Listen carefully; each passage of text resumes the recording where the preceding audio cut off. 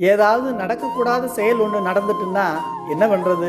களி முத்தி போச்சுன்னு சொல்கிறோம். அந்த களியே அணுகாத ஒரு இடம் இருக்குன்னா அது நம்ம கைலாய மலை தான். ஏன்னா அங்கே இறைவனுடைய அருளே ஒரு வேலியாக இருந்து கைலையை நெருங்க விடாமல் பண்ணுது. ஒரு நொடி பொழுது கூட கண்ணை இமைக்காம நந்தி தேவரும் அவருடைய பூதப்படையும் காவல் காக்குது. மேலும் விளக்கு போன்ற ஒளியை உடைய தேவர்கள் சாமியை பார்க்க கூட்டமா வெளியே விளக்கு தீவெட்டியை பிடிச்சிட்டு காத்து கிடக்குறாங்க. அதனால எதிரிகள் யாரும் கிட்ட வர முடியாது. இது எல்லாத்துக்கும் மேல கைலாயத்துக்கு போறதுன்னா அவ்வளவு லேசா என்ன, பல மலைகளை கடந்துதான் போயாகணும். அது அவருடைய அருள் இல்லாம சாத்தியப்படாது. இவ்வளவு சிரமப்பட்டு என்னால அங்க போக முடியாதுன்னு யாரும் வருத்தப்படாதீங்க. அதே போல ஒரு இடம் இந்த பூமியிலேயும் இருக்கு. இங்க குளிர்ச்சியான அடர்ந்த சோலைகளே இறைவன் அருள் போன்ற வேலியாகவும், குவளை பூக்கள் நிறைந்த நந்தவனங்களே கண்ணிமைக்காத நந்தியம்பெருமான் பூதப்படை காவல் போலவும், தீ போன்ற சிவந்த நிறத்தை உடைய தாமரை மலர் பூத்த தடாகங்களே தேவர்களைப் போலவும் அவர்கள் கையில் ஏந்தி வைத்த விளக்கு போலவும், எல்லாத்துக்கும் மேல எங்க பார்த்தாலும் கோயிலும் கோபுரங்களுமா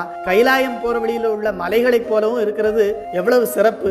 இதை களி முதல் தீங்கணுகரிய வேலி என சூழ்பொழிலும் காவல் மாறா நிலை உடை உற்றேன என குவளை விழி நந்தன நீள் வனமும் தேவ குல நிறைபல் தீபமென நிறைகமல குளிர்தடமும் கைல தன்னில் இலகுருபல் குவடன்ன பலதளியும் உடைத்தாகும் எரிநீர் காஞ்சின்னு காஞ்சி புராணம் தல விசேட படலத்துல திருவாவடுதுறை ஆதீன குலதெய்வம் மாதவ சிவஞான சுவாமிகள் நமக்கு அருளி செய்கிறார். அதனால ரொம்ப காசு செலவாகுமே, எனக்கு உடம்பு வேற சரியில்லையே, என்னால கைலாயத்துக்கு போக முடியாதேன்னு யாரும் கவலைப்படாதீங்க. நம்ம காஞ்சிபுரமே கைலாயம்தான். கைலாயத்துக்கு போனா என்ன புண்ணியம் கிடைக்குமோ அதே புண்ணியம் நம்ம காஞ்சிபுரத்துக்கு போய் ஏலவார் குழலி சமேத ஏகாம்பரநாதரை வழிபட்டாலே கிடைச்சிரும்னா இதை விட சிறப்பு என்ன இருக்கு?